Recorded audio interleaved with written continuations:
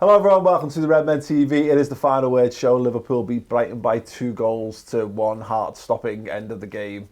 We'll talk about all that in a moment, but first we are brought to you in association with The Athletic. It's theathletic.co.uk/Redmen TV if you want to get 50% off your yearly subscription to their writing and their podcast. Some brilliant stuff on there right now, including the likes of James Pearce, Si Hughes, and as mentioned, a whole new world of podcasts that they've opened up to as well. It's free for the first month and all that, so go and check it out. It's very, very good.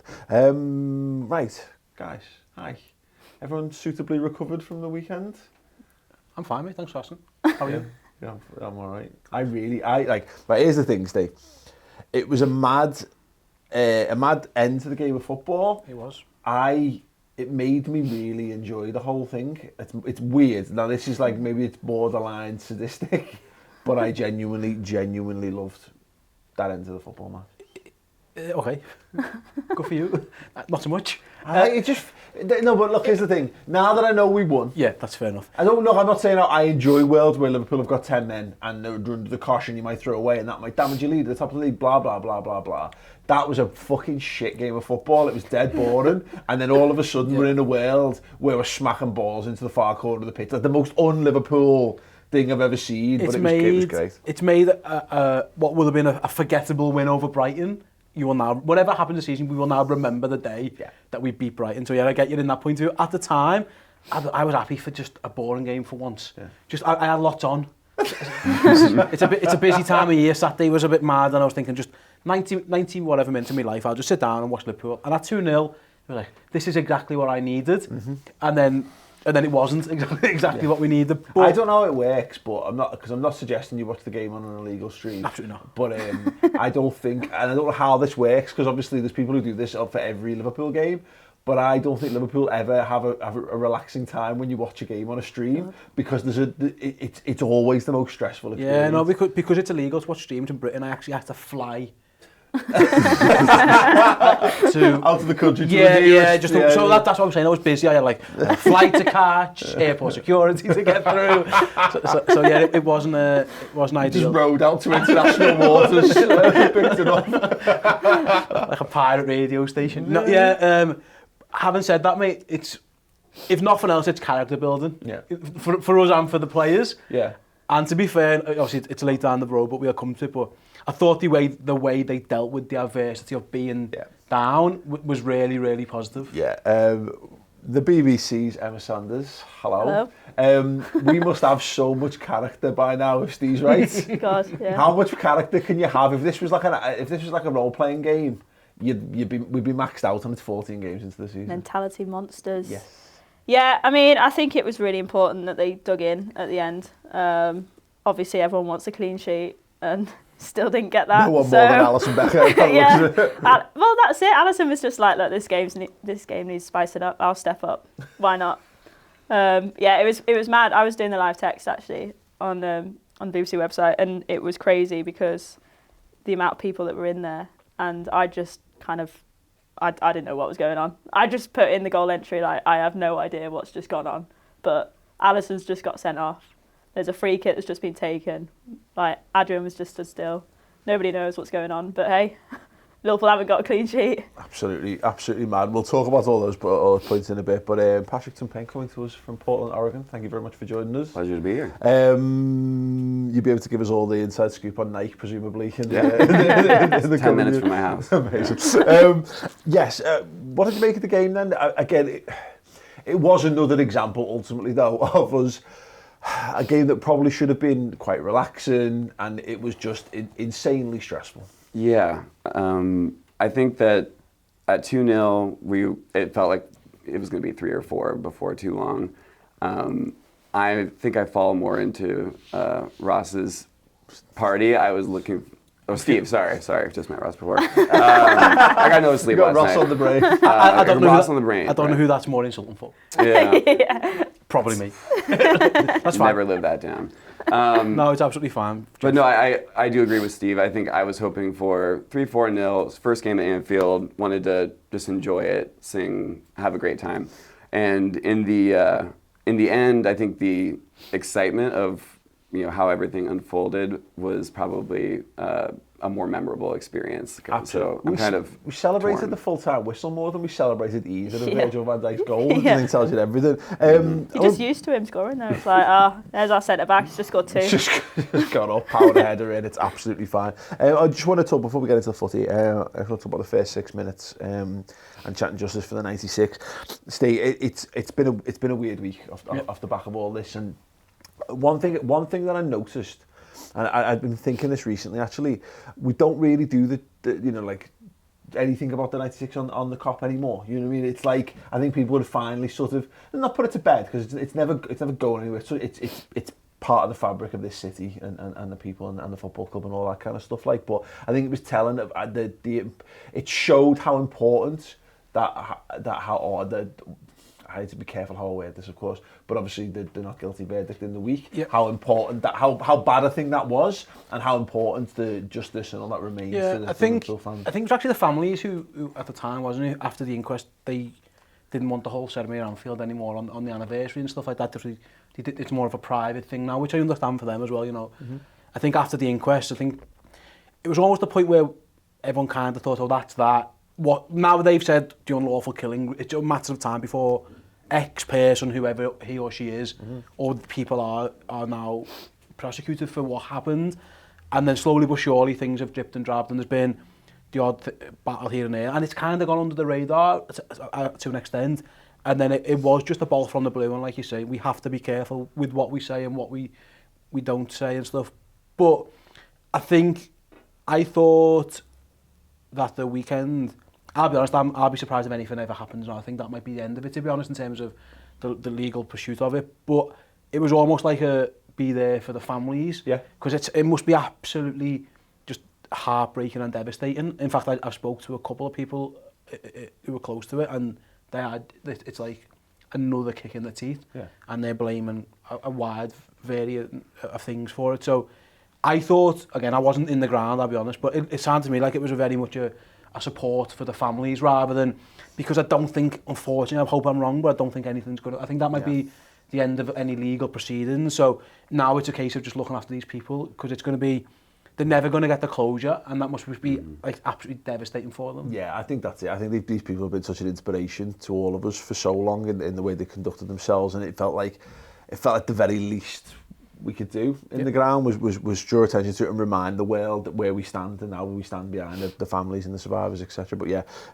brilliant, absolutely made me very, very proud. Well, let's get back to the game. Emma, obviously the big talking point going into the game was the lack of Fabinho. He was going to be missing anyway, because he was suspended for the game. Obviously, we now know he could be out for up to 8 weeks. There was a little bit of debate as to who was going to get the nod in the 6th role. It could have been Gini Wijnaldum. Adam Lallana would have been pretty much a straight swap. We saw him play away at Villa Park. But Jordan Henderson back in that role.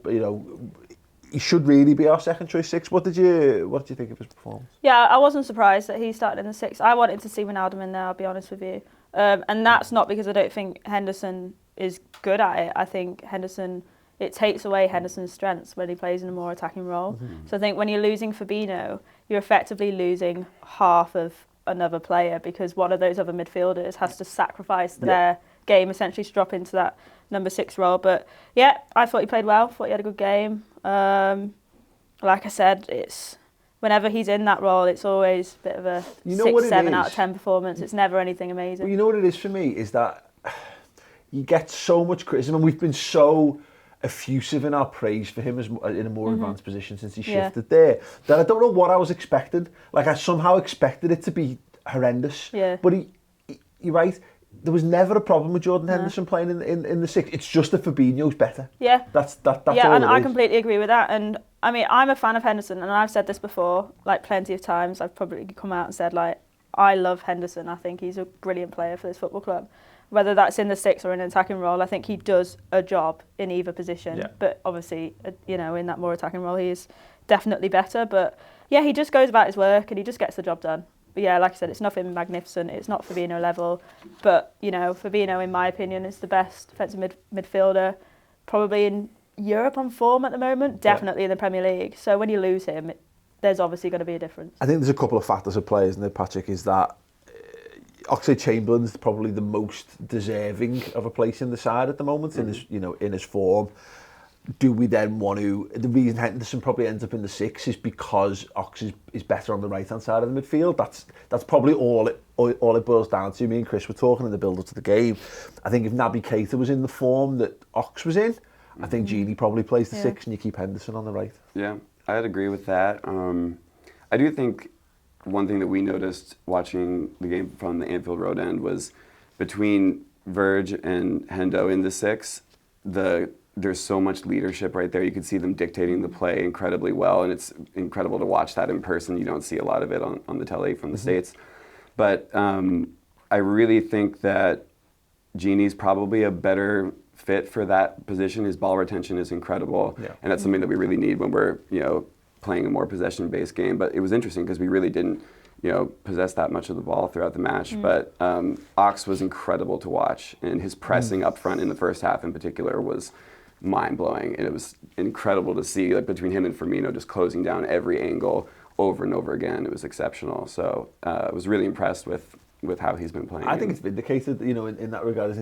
We talked about this, is that this spell of games, you don't really... I'm careful in this. You don't need Fabinho.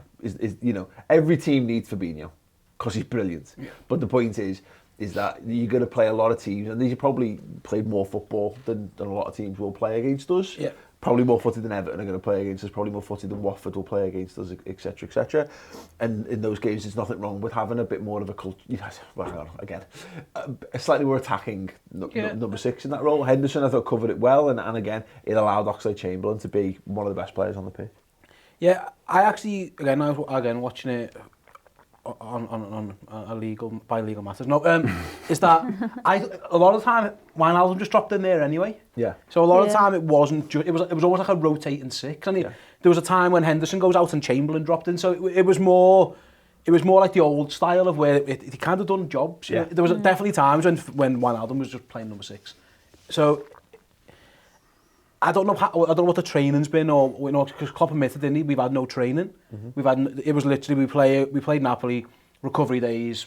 We're playing Brighton. Yeah. So even before ever, he said they're going to get one session. So maybe he's just gone. We'll just go back to the tried and tested. Where Jordan will know what he's doing. Chamberlain goes there. Wijnaldum goes there. Maybe the plan could be for a Lallana or a Wijnaldum. They're probably all going to get a go at different stages. What I would say is that what Fabinho does better than much better is that. Not only does he play DM in our half, he plays DM in their half. Yeah. He makes it really difficult for teams to get out. So when the second balls and stuff, I mean, sometimes we're holding the line, but we're holding it in their second third of their half. Yeah. I don't think Henderson does that quite well. I thought it was too easy for Brighton to get out.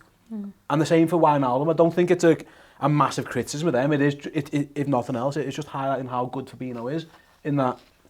At the time, I thought it was, Brighton, we mentioned before, Chamberlain and Firmino pressing really well, and 2 passes and they were out, where usually I would expect that's where Fabinho would be nipping in and winning the ball back. So that was the major difference. Other than that, I don't think it was a huge, notable drop-off. I wouldn't look at that result and say that result ends up being that result because you've not got Fabinho on the pitch necessarily. You could look at it, there might be guys who are fully into that, there might be something underlying in the stats or whatever that experts might be able to pull apart and go, well, you can see that this, but for me on the surface, it's not his fault we concede. No. And he actually plays a pivotal role in making sure that we don't crumble in that last 15 minutes as well. I think he really upped his game. Let's talk about the opening goal then. Virgil technically starts the move by fouling their guy on the halfway line, getting away with it. Yeah, I was trying to think of this earlier. I can't picture that. He just basically jumps into his back. Yeah, he just throws out. It's Connolly, isn't he? Just throws him on the floor. And then 3 seconds later, we get a foul. And Trent, once again, he's just unreal, isn't he? Yeah, I mean, every time Trent puts a ball in the box, there's going to be some kind of impact from it, whether or not it's, the keeper having to come out, punch it, or... I just think when you've got somebody who can put in crosses like that, you're going to get so many chances. And obviously, him and Robertson are creating more goals than anyone else in Europe, and you can see why. And Van Dijk just times his jumps so well, and he does this like every single time. It's not like he you know, it's 1 in 3. It's every single time he attacks the ball, his jump is just timed to perfection. So as soon as he got the better of the defender, you just knew that it was going to be in the back of the net. I suppose, Patrick, you'll have seen it better than I from the other end of the ground, but because it felt surreal for us. It was like one of those moments of like, because the way he heads it, you know, and took so long, didn't it? Yeah, exactly. It was a bizarre one. It was a real like, oh, has that gone in? Are we? We're celebrating. Okay, and I think this is how the game kind of felt to me, because we scored the 2 headers. It was, for something that's very difficult to do, it felt too easy. If that makes sense. Well, we did have an incredible view of it. The interesting thing right at the beginning of the set piece, he stood about a yard offside, just waiting for the line to push up. And again, the quality that Trent puts in, and I think it was Mo that runs over the ball, gives us a little. The defenders don't know exactly when to go. They move too early. And when he jumped, my wife Jen has an incredible video of it actually. It looks like it's in slow motion, the whole thing. You see him come up, and you're like, oh, this might happen, and then it's flying. You're like, oh, it's still coming, and the keeper missed it, and it's dropping under the bar. It was absolutely. He hangs in the air, doesn't he? Yeah, I mean, it doesn't look real when you're watching it in real time or on the video. Incredible scenes, reminded me of like seeing so many of your videos over the years of celebrating the stands. I'm like, I've got one of those now. It was fucking incredible. I actually think the point of the step over is crucial in that. That's what sends Brighton. I think it highlights how good Liverpool are in those situations. Usually we're really good at holding that line. Brighton just fell to bits. So if Lovren and Van Dijk were in acres of space, because as soon as Mo steps over, 2 went and then everyone else stayed. So all of a sudden it was like, now Van Dijk has got a 3-yard jump. No one's stopping him. Yeah. The only way this isn't going in is if he misses the header, if he messes the header up, because Brighton, as good as they were with the ball and stuff, I thought their organisation of set pieces, both of them, was pretty ordinary. And it must be so hard as a defender to know, Jesus Christ, look at this fella. I am gonna have to go early. Yeah. And as soon as Salah steps, they've gone. And then, like I say, he was offside. He was standing offside. The fact that he drops in, it goes. They were a mess. They were so flat-footed. I actually thought, watching the first time, maybe he's heads it at the defender's head, and that's kind of what's made it loop. But no, it's literally, it's like a lobbed header into the goal. It was really well taken, but it was just, again, our set pieces now, it was just such a threat. And I'm not sure, you might, looking back, racking my brains, like, have we had a better set piece taken than him? The only thing that I was thinking was Gerrard in 13-14. I think he gets double figures of assists that season, and so many of them are corners and free kicks and stuff. And that's the closest we've got. Oh, obviously we had this last season as well, but you can win a game of football. We've just won a game of football because of how good we are at set pieces. Well, our last 3 goals have all been from centre-backs, so... But I think there's a bit of a fear factor as well.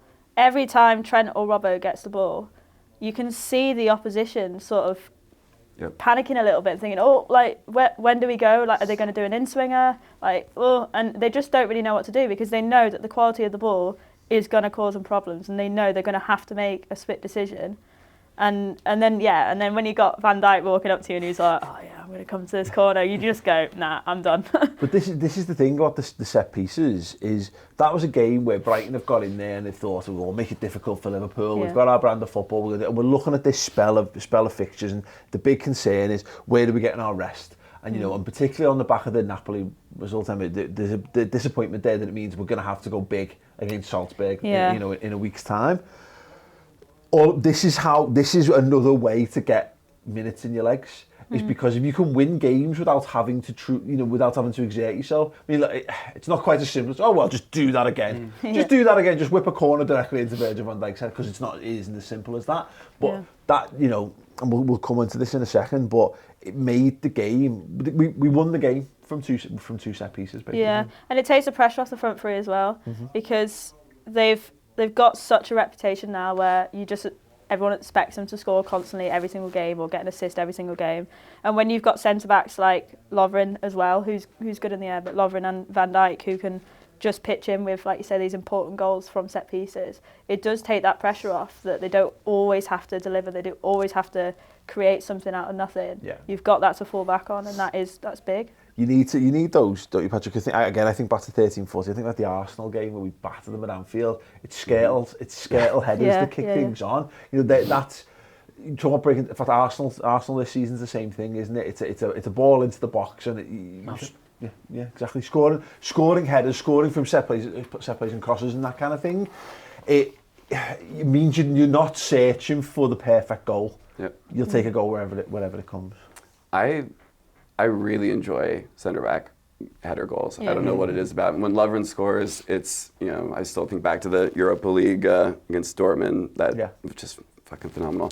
But yeah, I think the most important thing is the pressure that it takes off the front three, because there's been a lot of talk week in, week out about they're not clicking together, you know. But the beautiful thing about Liverpool at the moment is, even if the front three aren't linking up in the way that maybe we've seen them do before, we know they're capable of. You know, if Salah's off it, Mane steps up. If Mane's off it, maybe Firmino comes in. If he's out, maybe, you know, Ox pulls out a glove midfield, or Henda or Gini at these important moments. And then if you can have Verge step up and, you know, get two for us early, we were coasting. You know, well, that's the point. Brighton must be thinking, right, we've got a good handle on this. You know, and to be fair, I'd forgotten at the time because of the way the game pans out and recency bias and all that. We were actually pretty good in the first half. You know, we created chance after chance, but they kept us at bay. But then all of a sudden, you know, you go, oh great, we've got Salah, we've got Firmino, we've got Mane handled, and then Verge just pops up and bangs it, and you just go, for fuck's sake. And that was the reason. You're right. In addition to that, and it goes back to the chat about Oxlade-Chamberlain. There was a couple of times where the three are linking up, and then they're going nowhere. Oh, and look, out of nowhere, here comes Oxlade-Chamberlain arriving on the edge of the box, and all of a sudden you've got four guys who you've got to deal with as well. Yeah. Well, there was that one move in particular. I think there was like 3 or 4 just really intricate passes where I think Bobby laid it off for Ox at the edge of the box, and keeper makes a good save. There was some incredible football in that game, and I think that we are so dangerous on, I mean, left back, right back, our centre backs, our midfield. We are a fucking exceptional team. And this is the difference, isn't it? Klopp referenced it in one of his press conferences in the week about how, you know, saying you're spreading the goals out more, and he said, well, you know, not too long ago, everyone said we were reliant on the front three. We need to be, you know, they could do with getting back into a little bit of goal scoring form, but the mark of truly great sides get goals from all over the place. Yeah, absolutely. And Van Dijk should score loads, because again, maybe I'm just a bit simple, but in fact I know I am a bit, but I just think if the cross is good for him, he is going to win that ball. Yeah. And then we'll see what happens. So, you know, that's how we score against Palace. He makes a run, and obviously there's a bit of a scramble. We had the goals the other day. You mentioned Lovren was in acres of space against Napoli. We've had Mane at the front post at Villa.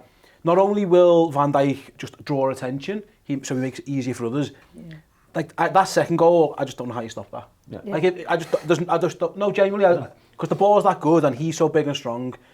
Unless you try and block him off, you know, because he loses his marker rather easily. But that's because he's not only massive, he's so strong and he's so quick. Yeah. Like Lewis Dunk is a pretty good Premier League centre half, and Van Dijk is away from him in a second. It's one dummy, and he's ran and he's got 2 yards. He's running onto that ball. It's just a goal. Yeah. Every single time, and that's.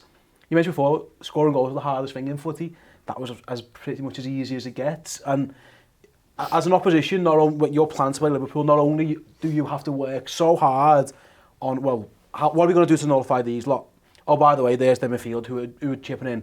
But by God, we're going to have to spend a few hours on set pieces. Yeah. How are we going to deal with Verge or Van Dijk? And you have it in your head as well, not to give away free kicks. Yeah. Not to give away set pieces. So like when you're defending in your own box and you're like, oh, I need to put this out for a corner, but if I put this out for a corner, they've got a very high chance of scoring. No, absolutely, and you're right on that. This is where it's going to come into. We're going to come into our own, I think, in this spell of the season, is because you know, it's the training thing. There's no time to train once you hit December, and that's true of all of a sudden. That's true of every club. Yeah. So there is no extra. Whereas Liverpool get to rely on muscle memory in these things, and that's the thing about Van Dijk. Look, 3 goals now. You know, 14 games into the season. Your best centre-half should be scoring 5 a season, I think. Yeah. I think that's a decent benchmark. But actually, you know, again, you think to Skrtel 13-14, I think to Vincent Kompany's, I think to John Terry's would get more than that in a really, really good season. And that he's just another, it's another weapon. You mentioned before, you mentioned about, you know, no training, I think is a point, but also fatigue at this stage of the season. That's what you can switch off. Yeah. So it will only take you a second as a defender. So Van Dijk just drops one shoulder and he's gone. And that, you know, when the weather's going to be god awful and it's going to be freezing and it must be so easy for just to lose your concentration for a second. Yeah. Our set plays now, I mean, that's what's got us in the position where we are. We haven't been, to be honest, mate, we haven't been amazing in any game. I thought Salzburg for an hour or so, well, half was as good as we get. Yeah. But we haven't been, other than maybe even City, we were pretty good, but not across the 90 minutes. Yeah, we've had good spells, but then I'm not saying the set piece of Bale on us out because they're a legit option, but they are. It's just such a weapon to have in your armoury when you've got probably the best crosser. Him and Kevin De Bruyne are the two best crossers in the league, and then you've got a centre half like that big fella who is just unmarkable. I mean, I'd be surprised if he doesn't go up towards 8 goals this season because, again, I don't know what you can do other than foul him to stop us scoring that goal. Yeah, absolutely. It was interesting in his post-match interview as well. Virgil was saying that he always comes up against their best header of the ball. So he says, like, I'll always come up against the tallest and the best headerer. So that in itself takes something away. Yeah. And Mane and Bobby are very, very good in the air. Yeah. So when you've got like centre-backs like Lovren and Van Dijk who are so dangerous that automatically take away the two best defenders in terms of, you know, clearing set pieces, you've then got the likes of Bobby and Mane who are still extremely dangerous in the air. Yeah, and absolutely. Also, you know, we might get 10 of those a game. We only have to score off one. Yeah. So we might get like 6 corners and 4 free kicks, and at some point you bank on the fact that he's going to get free or someone's going to happen, and I think that's what it is. It's just you just keep, it's relentless. It's more relentless. He nearly scored a hat-trick. If Gini Wijnaldum didn't tackle him in the box, he nearly scored the greatest hat-trick goal the centre-half's ever scored by bringing it down. I would have got so excited. Yeah, absolutely. They had a really good spell in the back end of the half, actually. We're 2-0 up. I think it's probably 10 plus minutes at the end of the half where they were maybe the better team. I've heard a few people discussing this. Were we guilty of not kicking on? Maybe. I think Klopp said after the match that, and before the match, that Brighton aren't really a club that will play differently against different teams. They're good on the ball, and I don't necessarily think it was us taking our foot off the gas. Maybe to an extent, we're up 2-0, scored pretty easy goals, as Steve said. But I think it was probably a combination of maybe just a little bit of thinking that this is going to be a bit of an easy ride, and the quality that Brighton brought, and they were impressive on the ball. That's it. I think it's not so much as letting our foot off the gas as not putting our foot on their throat a bit, Steve. There's not necessarily a need to do this. It feels like there's a need to do this because ultimately they get a goal and we end up with a really nervy end to the game, and because we're not keeping clean sheets, makes it a bit more. But also, no one scores 2 goals against us. No. Often, really. Especially not at Anfield. Exactly. And so, bearing in mind when I'm talking about the fitness and the exertions and all that, it's understandable. It's a little frustrating because I think another goal means that game could have been completely and utterly dead and buried. I don't think it was a lack of anything like that. We had chances. Oxlade-Chamberlain probably scores, if not for a really good block. We had other. I actually thought they defended quite well from that point on in terms of in their own box. They were in there quite a bit, and they were getting a toe in here, like say a good block from Dunk there. So I don't think Liverpool stopped playing. I think what the worry was for me was that I could tell that they were fresher than us. You could tell that from ball one, and it makes sense. We've just been run ragged by Napoli. So I was thinking, it's going to be by the end of this game. I imagine Brighton are going to be seeing quite a bit of the ball. We're going to have to make subs. We did look a bit leggy, which again is understandable. If we get that, if that Chamberlain one goes in, which it looks like it's doing, Matt Ryan made a good save, didn't he, from Firmino as well. It's kind of a different story. I think Klopp referenced in his press conference. Sorry, yeah, thanks Emma, journalist there. She knows what these are called. I think someone asked Klopp, was it just a case of not finishing your chances? And Klopp was actually quite snarky when, well, what else was it? And then and then the guy goes, well, it isn't like you're worrying about creating chances. And Klopp went, no, we created chances. It was just the last little bit. So I don't think it was it's easy to say, Liverpool got complacent, Liverpool did this. I actually think they were a little bit unlucky, a bit tired, and sometimes like there's another team on the pitch. I think you're right. It's worth considering, isn't it, Emma, when you look at the results of all the other top teams of the weekend, you know, and how yes, Spurs pick up points, of course, but they actually come close to. They were knackered at the end of that. Exactly. Yeah. Chelsea obviously falling apart as well. Man City struggling against Newcastle. We forget this when it's going well, and it's the reason why there's meltdowns from fan bases and whatever at this time of season every season, because people forget how difficult it is to play 2 games a week. Yeah, I completely agree with that, and I agree with what you're saying. I think Klopp even said in his press conference, I think it was last week, he said we can't play intense all the time, and that's where our games adapted a lot from last season, because last season you could see that you were sort of like towards the end of the season it was a real struggle, and it was like fighting every game to try and get a result. Whereas now, even when they did score, yeah, it was a bit nervy, but again, I was like, I can't see them scoring here. I just can't see Brighton getting a second here. And I think it's look at the all-round game plan. You're 2 goals up. You know, they are. Yeah. We're not really dominating the game in the same way, but we're 2 goals up at home. Yeah. We bring off Firmino, or bring off Salah and Firmino. The game plan's being enacted absolutely perfectly, and you wouldn't shock you if we, you know, in any normal set of circumstances, we'd probably win that 2, or maybe you nick 1 more on the counter when they throw the kitchen sink at you at the end. This is where you miss Fabinho, by the way. Yeah. It's that last bit there where, like you say, when you've got that danger of maybe conceding a goal on the counter, that's where you need him in there to just... Moreover, I think we miss a goalkeeper using... that too. Inside the box, as opposed to something else. We actually missed Mignolet in that situation. He'd have been stuck on his 6-yard line. Not a problem in any way, shape or form. Lovren sweeps in, tackles him, and we're not talking about it as a problem. It's those lycra tights. He just wanted to get them out. You know what I think the issue is? It's his hair. Since he stopped gelling the hair, he looks a bit scruffy. And he's having a couple of more scruffy moments. I think he needs to have a look in the mirror. Smarten up. Just sharpen Fix up, look sharp. Yeah. Fashion advice from Steve. Hair advice from Steve. Listen, as a man with no hair, I feel like it's a shame when someone wastes hair. Because I know how precious hair can be. And I think, you know, get your hair gel back out and get yourself back looking sharpish. And you'll probably just, you know, look or feel good, because one day he might not have any, and he'll miss it. And all those days when I had bad hair days, I look back going, I wish I'd have done a little bit more. I think you're right, Steve. Are you okay? He does look a touch unruly. He's got proper bedding, hasn't he? Unkempt. Yeah. Which is ironic because he's a keeper. I mean, he still looks fine to me. Unkempt. Listen, he's a very good looking guy. What I would say on that is, he doesn't have to get himself in a bad place. Yeah, it's the nature of the goalkeeper, because we saw it a couple of times in the game, and actually against Napoli as well.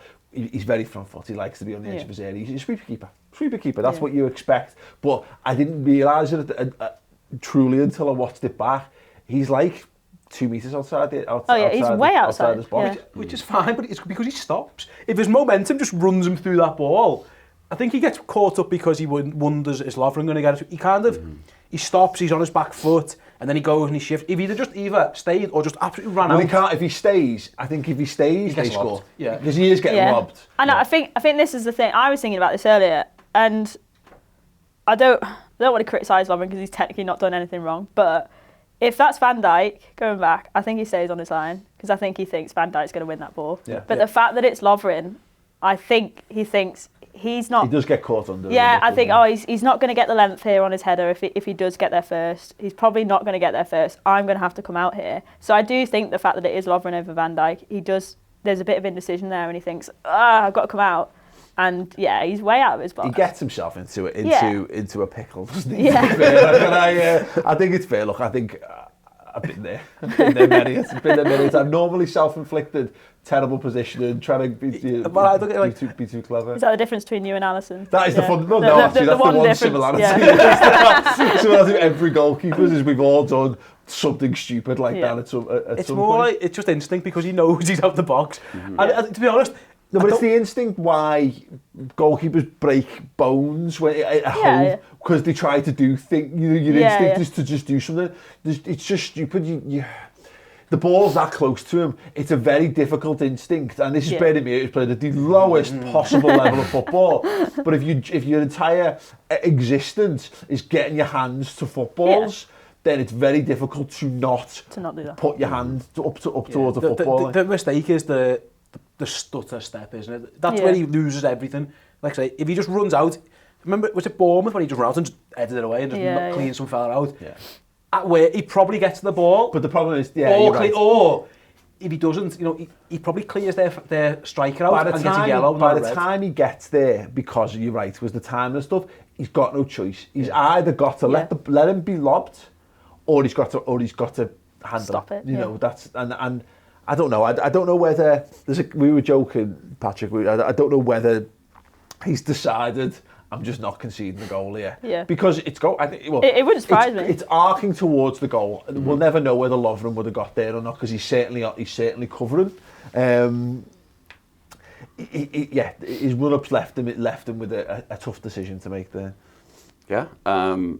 I've played keeper on a futsal team, and I've done that exact thing before. Again, not close to the same level, but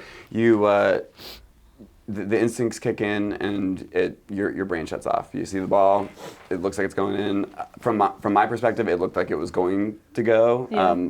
It looked like right when he actually chips it, Lovren was almost kind of forced out.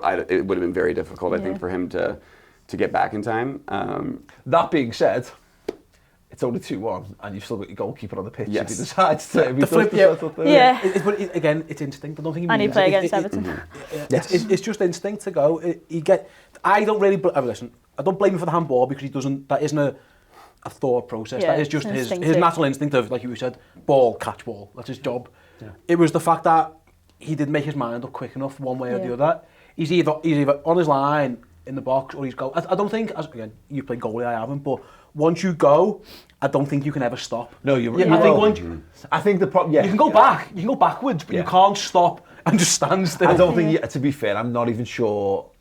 I think he's come out. He's come out too early. And that again, that's part and parcel of how he plays the game. It was just a very awkward one. It's a bizarre one to watch how the lad's suddenly in and Lovren's suddenly in loads of trouble. He came out of his box, I think, like maybe 10 minutes before in that game, and like cleared it, I think, with his foot, and it went out for a throw-in. Yeah. And I was watching that thinking, like, why has he come out there? Because he didn't need to. Yeah. So I just think he was like. It's part and parcel. You're going to play a high line, and you need people to cover that space in behind, and he's very, very good at doing that. But you're right. It was just a very odd situation. He's come out too far. You're right. You've either got to come out.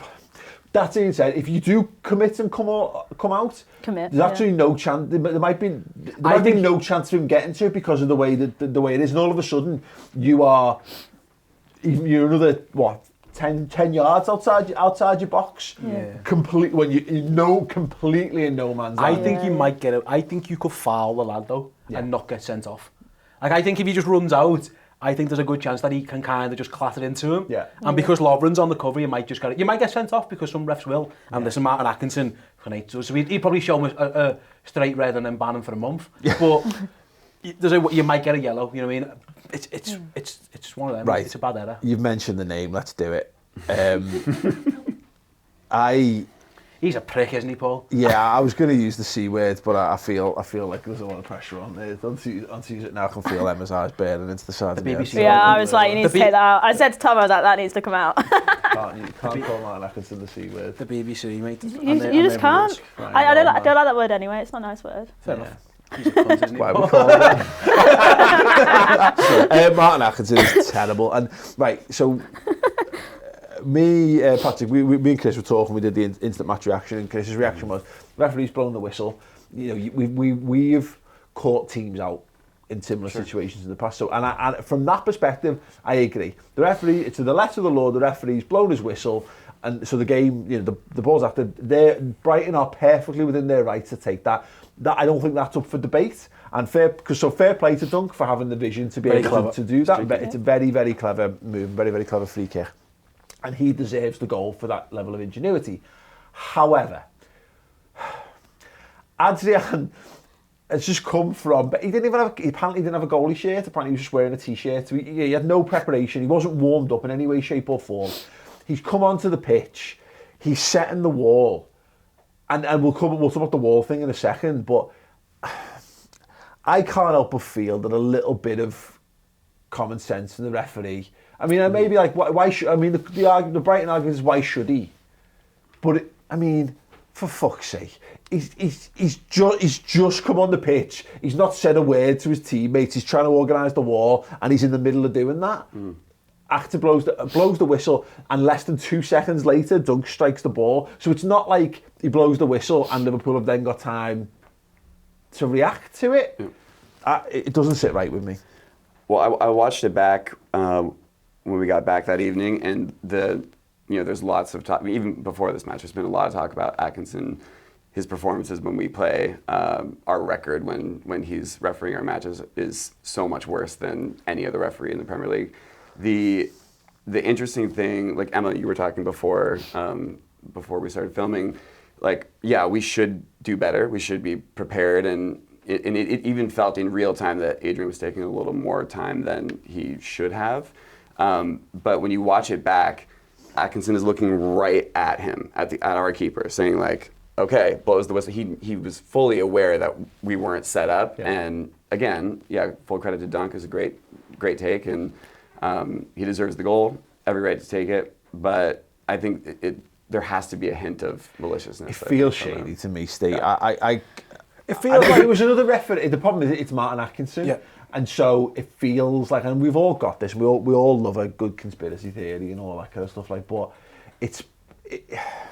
the body of evidence about Martin Atkinson and Liverpool is what's all this, like, massive. It looks, again, I don't know, obviously you can't hear, but looking back, it looked like Dunk says, can I take this quick?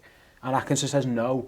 But then he walks behind him and then blows his whistle. Usually I would, again, I don't know what the rules are, but you would expect the ref to, like, sometimes he'll hold his whistle up to everyone saying, I'm waiting. Or you might give the goalie a nod, like, I'm about to blow this whistle. Yeah. He can't wait to blow that whistle. He knows that Dunk wants to take it, so he can't, and maybe that influences him a little bit. Yeah. His positioning's horrible. There's this new rule where you're not allowed people in the wall, and Brighton have got someone in the wall. Yeah. But from where he is, he can't see that. His job, once he denies that, he says, no, you're not having it. He's meant to walk around, he's meant to get side on. So because he's meant to be checking for that. No one checks it. The lad's in the wall. Technically, it's not a goal. I think it's a bit cry-arse to complain about it because it's one of them. Yeah. But when the ref denies the quick free kick, I think we're all ingrained to the ref's now got to make his way round, and then he'll do that thing where he goes, because all refs love doing that, and then they blow their whistle. He just starts walking, and he goes, yeah, blow whistle. I'll go ahead, yeah. I'm where I want to be. I've got a good view of this. I know. I'm right behind this one. Oh, it's just going to look great. Got both teams to score. It's very odd. Like, it's an odd sequence in that. I think, listen, we all laud the Alexander-Arnold Origi corner. So it's hard to, I'm not going to cry, it's brilliant from Brighton. I thought it was really clever. Yeah. But you are conditioned, there's not only footballers, but football fans, is that when the ref says no quick one, you then have to wait for him to be in position. A ref, you never expect a ref to be walking, blowing the whistle. It's just odd. And everyone's switched off. It's the wall thing as well. The walls are disgrace. I've got no problem with it at all. Right. Yeah, that's fine. At all. I thought it was brilliant. I was like, I want to see more of that in football. Like, just quick football. Like football for me, at like the top level, is reacting to these kind of things. And I get what you're saying, like you're conditioned to do this, common sense and all that kind of stuff. But I thought it was brilliant. I want to see more of that. Like, yeah, it's not against us. Well, this is the thing. It's because it's against like your team that you're like, ah. But like when Trent did that, like you say, that was one of the best moments in football. I loved it. I thought it was brilliant. Yeah, but I get you. No, you're right. And again, but for me, again, if we're going to nitpick, as I say, the wall thing, I don't understand the rule enough to be able to. You're meant to have like a separate wall. Mm-hmm. But for me, it's just that thing of, I mean, for fuck's sake, like you've just dropped the goal. He's not warmed up. Like they could have legitimately asked him. But that's Liverpool's fault though. Like he should be warmed up. No, but that's not Liverpool's fault. That's just when the goalkeepers don't. Yeah, no, and I get that, but in terms of elite football, he should be. But the point is that he's walked onto the pitch. Yeah. He is essential to what's happening there. Yeah. You can see. I don't think. It's one of them, mate. I think I get our setup of that wall is a joke. Because there's no goalie to do it. But maybe in hindsight, someone stand on top of the ball until the ref moves. Someone stand there because you know your goalie's coming on. Don't let them take it. So one of your centre forwards should be standing on it. Yeah. And maybe someone else could be lining the wall up because... Yeah, like, I'm not being funny, but you've got Van Dijk and Henderson on the pitch. Yeah. Like, one of them, you just line up the wall, don't you? The reason that it takes so long is that the wall is miles away. Like, I don't know whose job it is to go, I wonder if I should be on that, whoever's on the end of the wall. Yeah. Because it is like... It's like 3 foot wrong. Yeah. It's just Stevie Wonder could see that's not a good wall. Yeah. It's like just and he's got to move over and everyone's just ignoring him.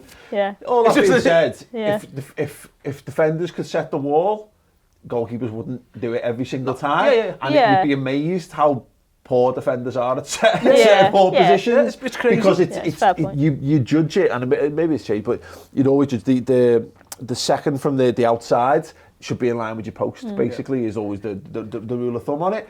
But again, it's just, you know what, again, you're right, it's Cryarson. But it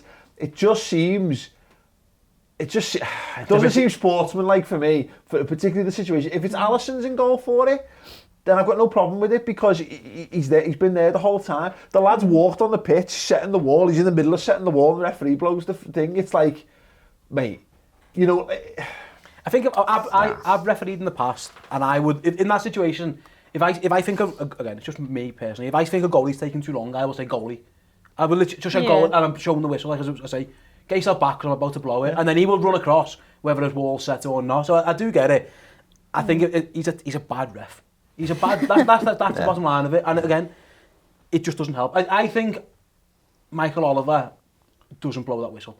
I think he goes, I've denied you the quick one, I'm going to waltz around and I'm going to make sure everything's spot on. Yeah. Because their left back, who's like a giant, by the way, size of him, he's just standing on the end of the wall anyway. So a good ref would have gone, stop, you, out, sprayed the second line. Yeah. And I think it just catches Liverpool. Bearing in mind the position we saw Aubameyang having to retake a penalty at the weekend because of encroachment, that kind of stuff, like the little finicky things in the laws that aren't being. This is one of the senior referees in the country. It's lack of consistency. Might be nothing. He might do that every single week against all kinds of different opponents in all kinds of different situations. But he's done. I'm entitled to have this opinion of Martin Atkinson because I built this opinion up of him over the years. And when he does something like that in those situations, it feels vindictive for some reason. Again, What I would say I'd be laughing my tits off if someone did this against City or Dunk sees it straight away because he asks straight away. Oh, it's brilliant. He says, "Can I take the free kick?" And the ref says no. And then as soon as he blows a whistle, he waves to us, mate. Think out the way, like. You know, like when you're onto something and you know no one else is, like, I think I've got a goal here, He knows he scored that, like, he'll be telling his grandkids, I passed the ball into the bottom corner. He knew 10 seconds before, I've got a goal here. The only other thing about it is Adrian should throw himself at it. Yeah. But again, the problem is he's not warmed up, so your body, you don't. It's weird. It is a weird thing. You just don't react to it. You can't make yourself do that if you're not. It sounds stupid, but it's true. For God's sake, he was still doing like high kicks to warm up before taking goal kicks like fucking 5 minutes later. Like, I mean, it was a bit of a joke. Are we going to talk about him nearly throwing in a goal? Let's. That was brilliant. I don't know where I said it, but that performance from Adrian was exactly the kind of level of performance I expected from him when we signed him. I expected him to be dead nervous, spilling footies, miss-kicking, goal kicking. I expected him to be crap. So that was the Adrian we deserve, not the one we got. He makes a couple of good saves, actually. But that drop, he does. I just, again, it might be, especially where you were saying, Patrick, it looks like it's about to just roll in. Mm-hmm. Like, I never thought that the other guy was going to get it, the oncoming striker, but I thought, that is just going to creep over the line. I just... It was like watching Carrius again. You mentioned before about Van Dijk in slow motion. That ball moved so slowly, thankfully. It was so slow that he managed to jump on it. I love that. And he's on the floor and he goes, sorry. And he just puts his hand up and goes, I am so sorry, that was so bad. And it's like he doesn't want to look at anyone. He's like, just puts his hand up. I am really bad. He's basically gone. He's gone, right, Alisson's had his fun today. I need to have my fun today. I can't come off this pitch without giving everyone a heart attack. He made another save where he laid on the ground and just gave a thumbs up. I don't know if there's a great shot of that. I love to see a photo of that. Just a laying down hand signal. It was horrendous, wasn't it? Just so nervous. But again, I said at the top, it really played into this notion of excitement because I wasn't expecting it. I wasn't ready for it. I was ready to just, I'd mentally written it all, and Liverpool cruised to a 2-0 win and blah, blah, blah, blah, blah. And then it all became really exciting. And I think it they're the kind of games that make you feel alive. Yeah. I wouldn't mind a few that make me feel slightly less alive, you know what I mean, if that's the case. But no, Do you think we dealt well with 10 from there? I thought we did a good job. Like, I would have thought that he'd have had to be making save after save. He has a couple, but they're from quite far out, and then he obviously has that, which is a bad header. He throws it in. But I thought the way Liverpool got themselves into shape, went 4-4-1, and basically just said, all we're doing here is just kicking it dead far away as far as we can. Well, he was good actually. I thought Adam Lallana really helped in that. At the end, that one he covers around the back. There's a couple where he's obviously playing in midfield, Patrick, and he busts a gut twice, and one of them I think we get a throw in or I think it's a throw in from it, and like everyone gets, we were celebrating throw-ins by the end of that game. Well, this is the thing, we talk about we take games for granted. The performance the shift that we put in at 10 men, I thought that's the thing. I'm not so much made up with the fact that we ended up in that situation. I'm so pleased with the attitude that the team showed in that situation. Well, I mean, when was the last time we were down to 10 men? It's been, we have such a good record from a discipline standpoint that it just doesn't happen very often. Yeah. So it was weird in that, just to see us, a man down. It was so weird that when Alisson went to go off, I couldn't figure out why Adrian wasn't coming straight on for him, and then I was like, this is the best thing I've ever said on video, by the way. I was like, oh my God, obviously we've got a sub playing. I'm swapping the keepers. My first thing was, oh my God, we got a sub.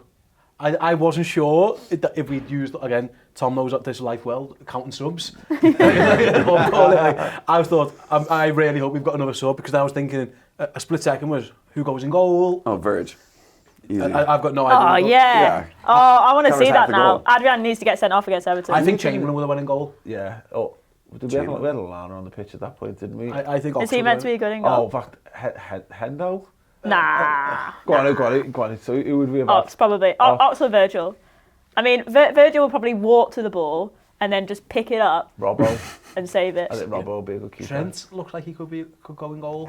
Degsy would be hilarious. Oh, yeah. Lovren. Lovren, that's what I want. I want Lovren in goal. Yeah. I was just thinking, and then I was like, Yeah. Please, I got one. And then thankfully the camera cut rather quickly to Adrian getting, like you said, forgetting that he was actually there to play. He was like, oh shit. To be fair, like Firmino would probably save it with like a kung fu kick. A no-look save. Yeah, no look, kung fu. Yeah. 31 unbeaten, 40 points, that magic 40-point position. We're not getting relegated. Safety assured for one more season. Just great, absolutely great. And we were looking at the league table, Patrick, and there was a point, and it actually, because of Man United's result, I think we're 22 points ahead of Manchester United. Crazy. 22. On Saturday night, my brain could not comprehend the league table that I was looking at, and look, Everton capitulating in the most Everton way ever, does change things a little bit. But we were very nearly 10 points clear at the top of the Premier League, and 11 in front of City. I think we were in the concourse right before the match, watching the City game, and that was the best way to walk into Anfield and be like, okay, let's go get this done. I think I was a little tickled last night reading Ole Gunnar Solskjaer's comments after their game, where he said he's not too concerned about the league table because of how tight it is, but we're 22 points ahead of them after 14 matches. Yeah. And that's just, you just want to inject that straight, straight into there are teams in this league, Paul, who won't get 40 points this season.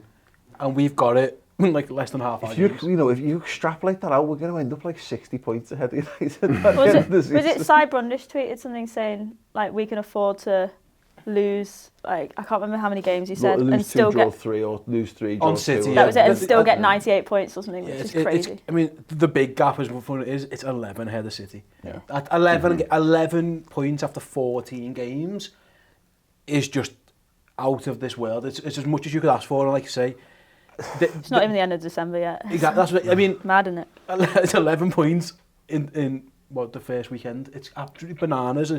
It just shows like when you play badly and get points, you're stacking these wins and you're stacking these 3 points.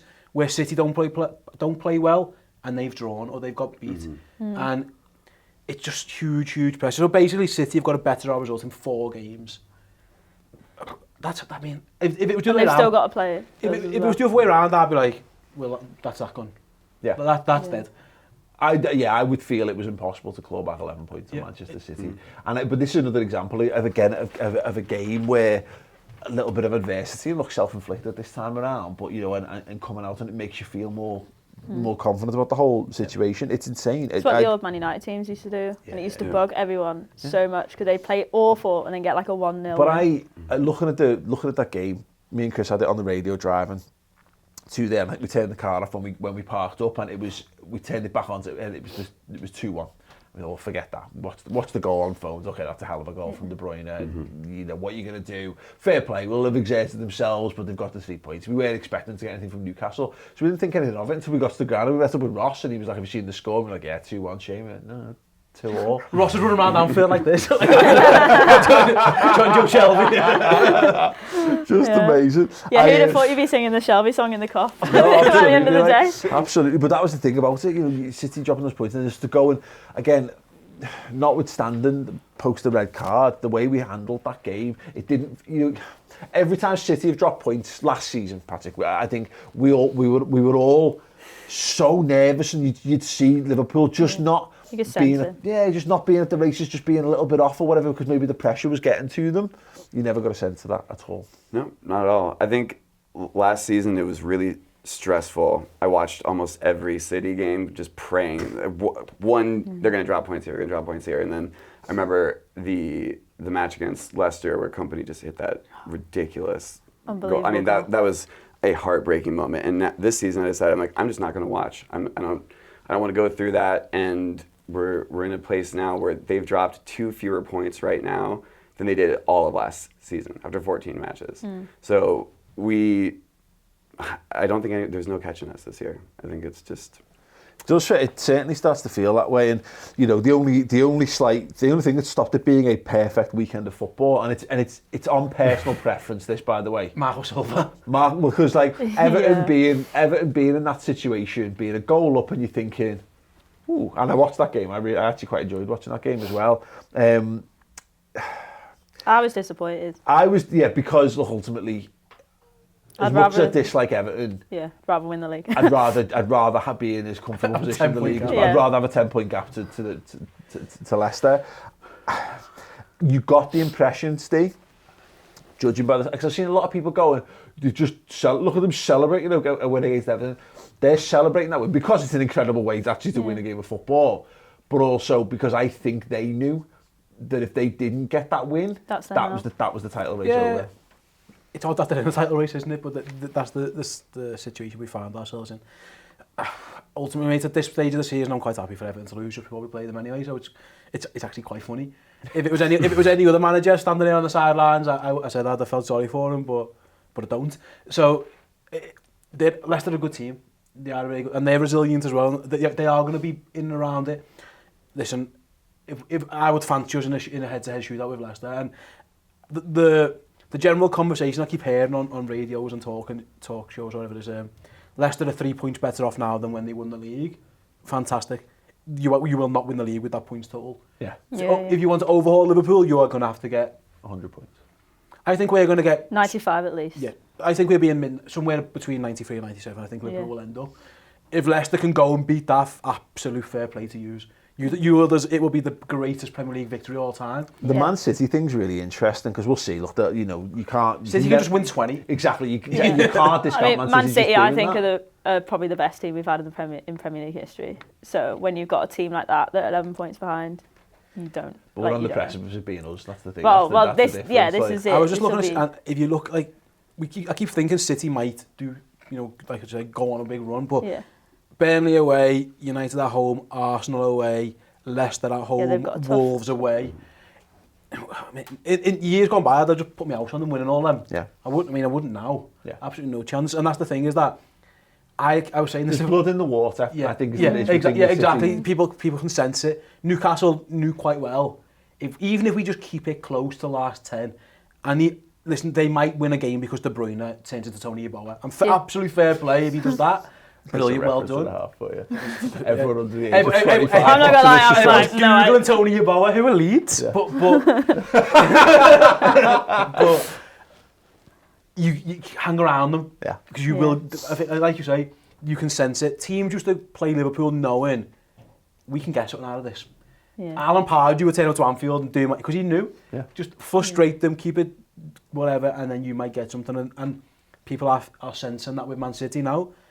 Yeah, they're losing that air of like invincibility, which we've kind of got now. Yeah, it's like switched. It'd just be an interesting thing because, look how, let's use the Champions League last season as an example of this. When we were up against Real Madrid's superior quality, maybe in terms of what they had on the pitch and experience and all that kind of stuff, is what helped them across the line on the day, and Carragher obviously.